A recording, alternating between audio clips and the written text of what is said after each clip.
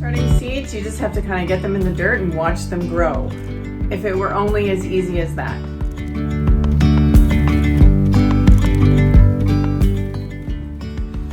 Hey guys, today I'm back in the seed studio. It's a wet, miserable, cold, rainy day, so I get to spend the day in a nice, warm seed studio. It's like 70 degrees in here today, so I am quite happy to play in the dirt in my seed studio.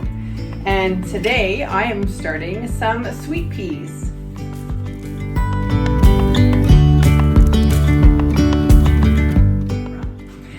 So this year I'm going to start my sweet peas in Rootrainers. These are just the smaller ones. They're the 4-inch Rootrainers. They come in a little carousel, so I've got they're all stacked up and they'll take up a lot less room that way.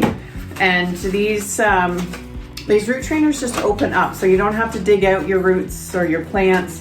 Once they've grown in here, you just open them up and you can lift them out that way. I did try sweet peas last year, and I tried to direct sow them in the garden, and I don't think I got any of them to grow. So this year I'm going to start them inside in the seed studio and get a good 4 to 6 week growth on them before I move them out into the garden. So I'm going to fill these Rootrainers up just with some lightly moistened potting soil, and then we'll start taking a look at the pre-sprouted seeds that I started.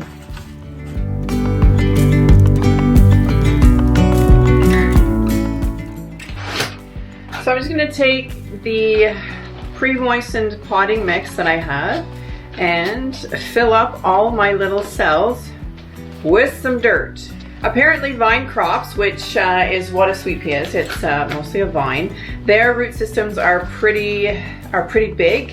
So a potting mix is something that a sweet pea or a vine is going to benefit from. So that's something I learned on YouTube. It's amazing what you can learn on YouTube. Anyway, so I'm filling up my Rootrainers with potting soil instead of seed starting mix, just to give them that little extra boost as they're growing, and packing it in so that it's solid. And then once I get all these filled, we will take a look at my seeds.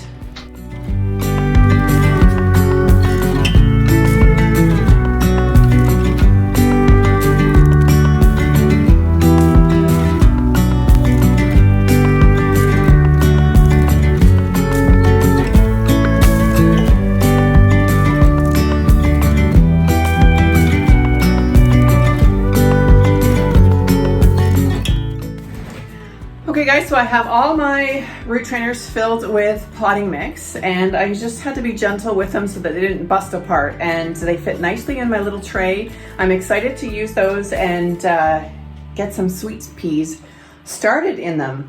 I was hoping to get the larger Rootrainers, but that's all I could find, and I did have to order them online. I'll put a link below to the Rootrainers that I purchased. But let me show you the little sprouts that I have on my sweet peas. I decided to pre-sprout them just so that I knew, putting them in my Rootrainers, which ones were going to germinate and which ones really aren't. So let's take a look and see how they did.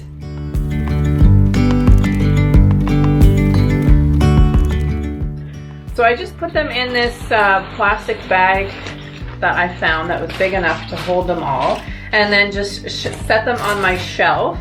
And you can see that I have them all labeled as to what variety I've started in this little tray. And I just covered them with some moist paper towel or kitchen towel.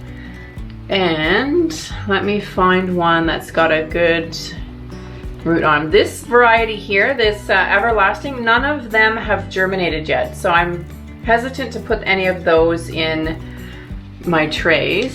But these are 3 days. I think it's taken them to germinate to this, and I don't want to pull the root off of them. But you can see we've got a little bit of a sprout, the green part, and then that white piece that's shooting out of the other side, that's the root that's going to go down into the tray. So I'm happy with that. And this is the Spencer's Giant. So I have good germination starting on these, so I'll be happy to put those into the seed trays. So let's get them potted up into our root trainer.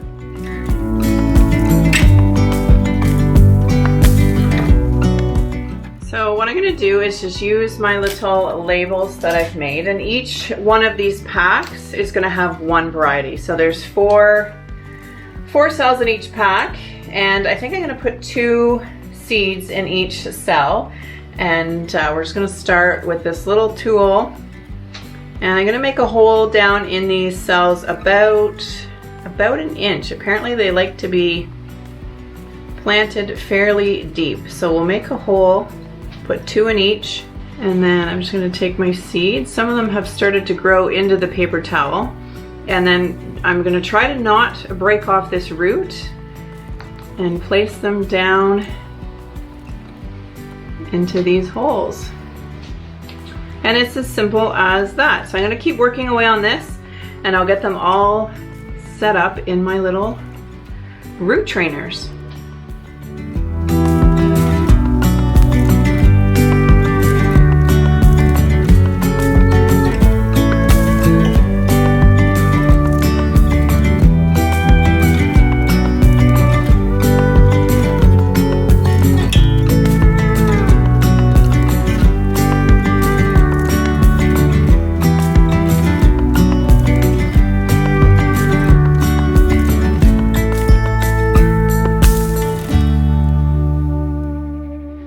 Okay guys, so I got all my sweet peas into my containers. The ones that were pre-sprouted, they all looked great. I'm just adding some vermiculite onto the top to help with the moisture and to deter the algae growth. I find when you're using potting soil as opposed to seed starting mix that the algae growth happens a lot quicker on the potting soil.